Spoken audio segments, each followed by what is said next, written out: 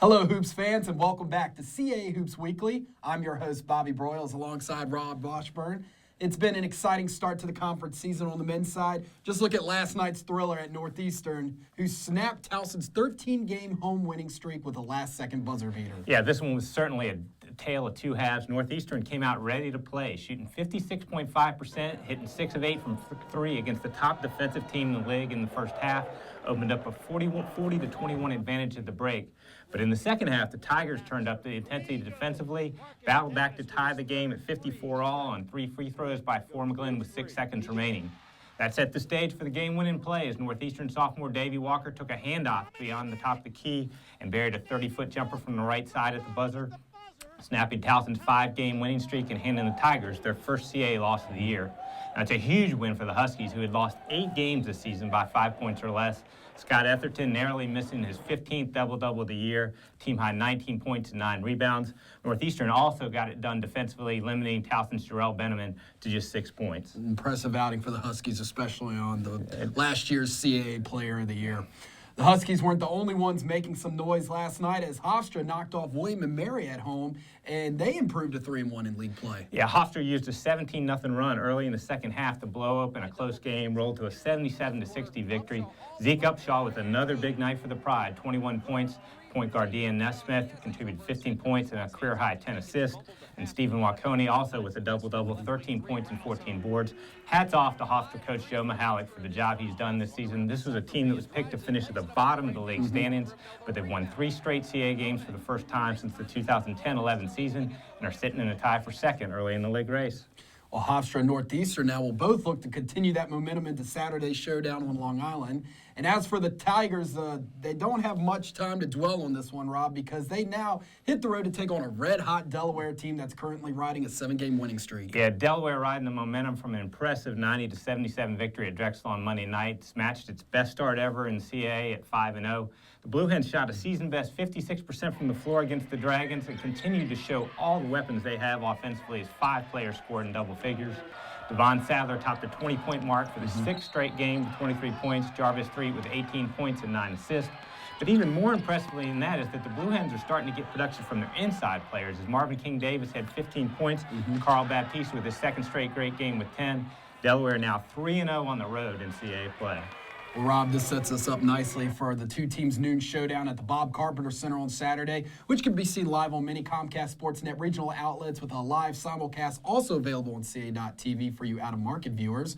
Rob, let's first preview Towson. What are the keys for the Tigers to come out on top in Newark and be able to trim down Delaware's lead in league play? Well, first, Towson needs to shake off last night's loss to Northeastern. I don't think there's any doubt that they're going to come out ready to play on Saturday. Jarrell Benjamin will obviously need to bounce back and have a big game, but he'll need some help from guys like Marcus Damas and Rafael Guthrie. The key, though, will be Towson being able to use its strong defense and rebounding ability to slow down Delaware's high-flying offense. Now, the Tigers beat Delaware twice last season, so they know they can go to Newark and get a win. Now let's break down the Blue Hens. They have a big opportunity to create some separation in the standings if they can come away with a win Saturday. What will be the keys for Delaware to pick up its 8th straight win on Saturday? Well, Delaware's playing with tremendous confidence right now, and they are really clicking on all cylinders offensively. If they can continue to get contributions from a variety of players, it's very hard for anyone to slow them down because they have so many options. However, Coach Monte Ross has said all year long the defense is going to be the key to their success in the CAA, and they're going to have to at least slow down Jarrell Benjamin as Northeastern was able to do last night. Well, once again, you can catch this game on a number of Comcast Sportsnet regional outlets up and down the East Coast, and for you out-of-market viewers, we'll also feature a live simulcast of the game on CAA.TV. Now here's a look at the rest of this weekend's action around CAA men's basketball.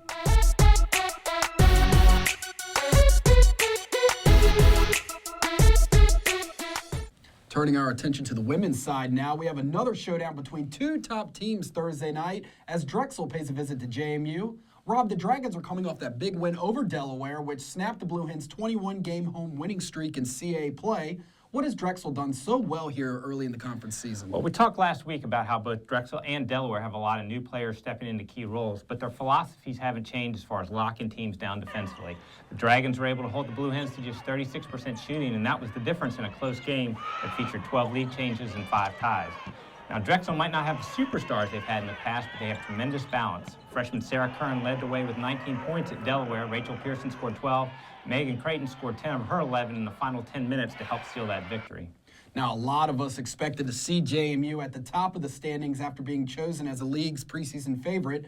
The Dukes are coming off an impressive two-game road trip after wins over both Hofstra and Towson. Yeah, JMU can hurt you in so many ways offensively. 4 players scored in double digits at Hofstra, with Precious Hall pointing at a team-high 20 points, Kirby Burkholder scoring 18, and Jasmine Guathme adding 15. But what might be underrated is how well they are playing defensively. They forced the Pride into 26 turnovers and had an incredible 12 blocked shots.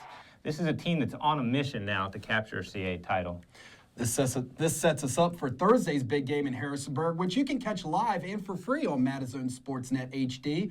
Looking at the Dragons, Rob, what will be the keys to topping the Dukes at home? Well, first of all, Drexel certainly believes it can win, as it's come out on top during its last 2 trips to Harrisonburg. Now, JMU is the most powerful offensive team in the CAA, averaging better than 73 points per game, and the Dragons will need to slow them down, especially guards Kirby Burkholder and Precious Hall.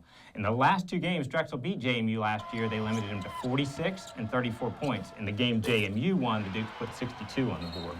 How about the keys for the Dukes, who lost 2 of 3 to the Dragons last season, including a 2-point loss, like you said, in Harrisonburg? For the Dukes, I think it's all about getting the tempo where they like it, which is in the 60s or 70s. They have the edge and experience with Burkholder and Nikki Newman leading the way, and I'm sure they're going to have a big home crowd behind them at the Convocation Center.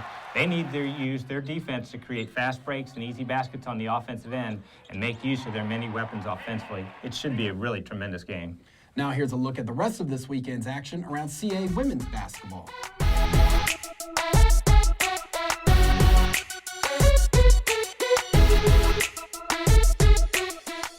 Remember, fans, you can follow all of these games on our game day page on casports.com, which features links to live stats and video and audio streaming for all of this weekend's games. And you can also continue to follow the league on our many social media outlets, including facebook.com/CAsports and on Twitter at CAA Basketball using the hashtag CAA Hoops. And be sure to check us out on Instagram by searching CAA Sports. Fans, don't forget that last week CAA Hoops was on the campus of Northeastern, where we were in the double bonus with 2 in-focus features on the Huskies. If you haven't checked them out, find them now on CA.tv, CAMen'sHoops.wordpress.com, and CAWomen'sHoops.wordpress.com. Yeah, 2 really well-done and inspirational features put together by Alex Souza and Tim McDonald. We meet Northeastern assistant women's coach Tom Blake and learn how the Huskies are helping support him as his son deals with cancer. And then the story of 14-year-old Max Plansky, who's battling severe cerebral palsy, but is becoming an important part of the Northeastern men's basketball team through its involvement with Team Impact. You're really going to enjoy both of them. Our own Alex Souza and Scott Meyer will be on campus this weekend as they travel to Philly to visit Drexel. Stay tuned to CAsports.com and our official CAA Hoop Scoop and Baseline Buzz blogs for highlights, analysis, and next week's In Focus feature on the Dragons. For Rob Washburn, I'm Bobby Broyles. Thanks for tuning in. We'll see you next Thursday. Enjoy the games this weekend, everyone.